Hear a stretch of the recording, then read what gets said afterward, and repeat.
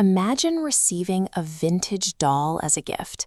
It sits quietly on your bed, its painted smile never changes, and its eyes never blink. You leave the room for just a few minutes, and when you return, it's moved.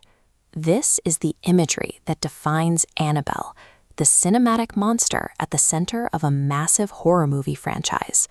But the actual artifact behind the legend looks nothing like a movie prop.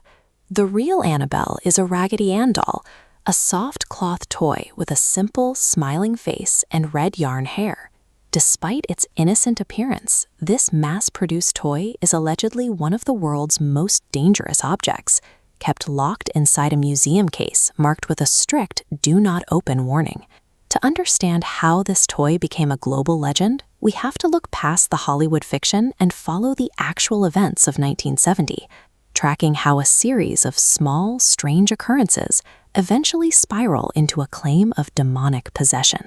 The story begins in 1970, when a nursing student named Donna received the doll as a birthday gift. She kept it in the apartment she shared with her roommate, Angie. At first, the roommates only noticed small, spatial anomalies. They would return home to find the doll's arms had shifted, or its legs were crossed, or it had moved from one room to another entirely. Their first instinct was to laugh it off. They assumed they were simply being forgetful, or that one was playing a harmless practical joke on the other. When an anomaly is subtle, the mind naturally searches for a logical explanation. At this stage, the movements were easy to dismiss as part of the noise of everyday life. That logic began to fail when they found handwritten notes on old parchment paper scattered around the apartment.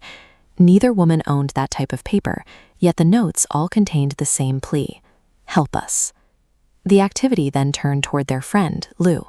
He reported recurring nightmares where the doll was crawling toward him, and on one occasion, he woke from a nap feeling physically paralyzed, as if the doll was strangling him.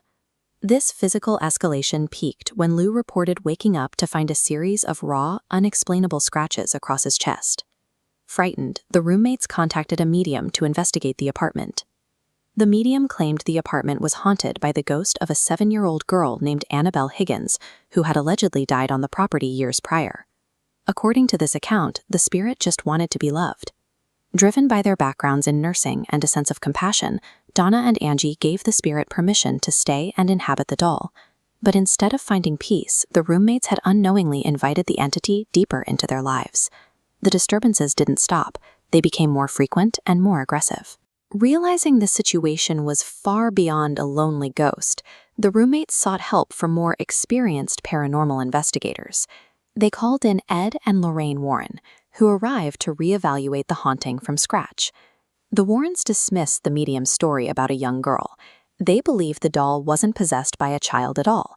Instead, they argued an inhuman entity was manipulating the women's sympathy, using the doll as a bridge to reach them.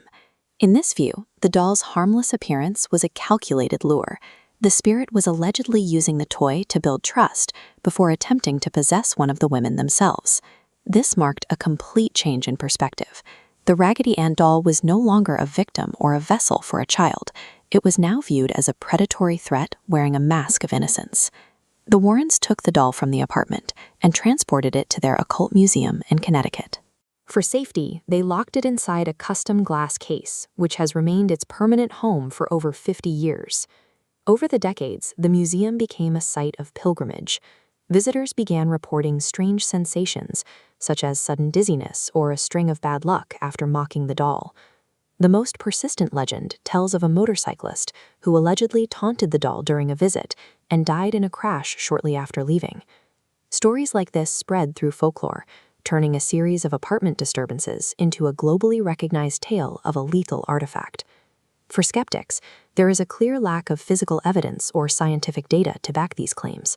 To them, the story of Annabelle is a product of human suggestion and 50 years of storytelling. But for believers, the volume of similar accounts and the physical injuries reported by Lou are proof enough that something unnatural was at work. Whether the doll is a vessel for a spirit or simply the focal point of a decades-long urban legend, the absolute truth remains out of reach. 50 years later, the smiling doll still sits behind the glass. It is silent, stationary, and watching, as the debate over its true nature continues.